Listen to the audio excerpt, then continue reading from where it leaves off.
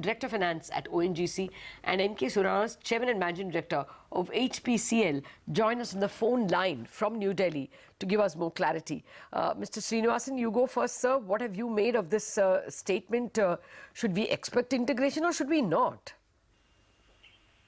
See, definitely the integration is going to give a lot of financial leverage for as a very huge, large company of energy sector, and to negotiate and all, it will be a very helpful proposition.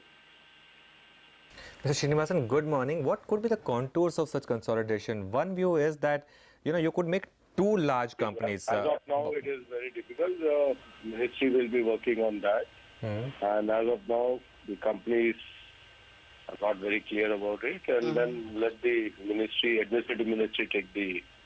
No, companies may not be clear, but what I'm trying to arrive at is that, we could look at maybe say ONGC, with one or two of the smaller downstream companies, and Oil India with maybe one or two the bigger oil marketing companies, to make two similar large-sized entities.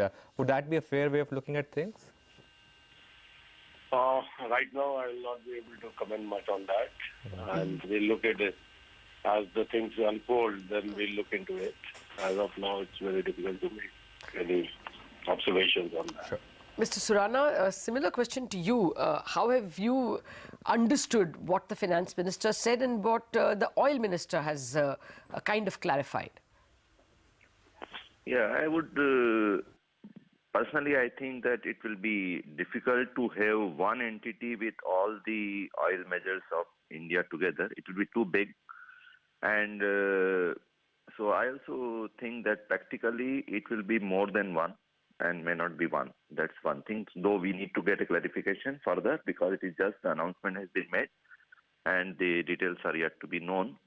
But I also think that probably it may not be one and it may be more than one. That's one thing. Second part is that integration of the companies had not been new to oil industry worldwide. We have seen major aggregations in the past also, like ExxonMobil did, or Total Health did. So or earlier to that, even disintegration had not been very uncommon when the Seven Sisters broke out. So oil industry worldwide had been going through these phases of integration, etc. To Indian system, it was slightly new. Maybe the last one or the only one which we have seen is when HPCL was born after merger of ESO and Caltex operations in India. So as a concept, it is a known concept in the oil industry, and basically the details will decide that what will be the leverage which we can get out of it.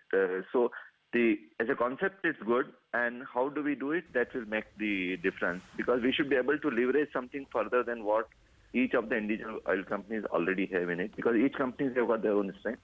Sure. But in oil industry, the size do matter. That is a fact. And if you are bigger, you can leverage your position in better negotiation, even in terms of crude purchases, in terms of getting the foreign assets. Okay. Mr. Rana, good morning. So, once again, could we have a scenario where ONGC leads one consortium and IOC leads the other? And the other point that I wanted to ask is, what about pure refining companies? We have seen, of course, for example, Bongaigaon and Kochi refineries being merged in the past. Do you see more such moves? I think it can be a vertical and horizontal both ways, the way I see it. So there are multiple possibilities and options are available where the independent refinery companies can merge with the oil and marketing companies, or upstream and downstream companies can have come together. We need to see the details of it. But basically, it should be able to leverage the positions better than what we have. And then we need to see. So I think right now instead of it will be preemptive to say anything on that. Once the details are known, we can think. But I think it can be both ways. Okay. Mr. Srinivasan, what would you see as roadblocks? Would it be labor? Would it be culture differences between companies? Why this statement and quick retraction? Well, no, definitely when merging the downstream, upstream, definitely there will be some cultural differences. But definitely, as I told you, once the things unfold and then we see how things will really evolve into the total process. So it's very... You have not been asked to give any blueprint. This has come as news to you? Definitely, this was under thinking when this has come as an item in the budget. Now, this needs to be further deliberated and thought about it.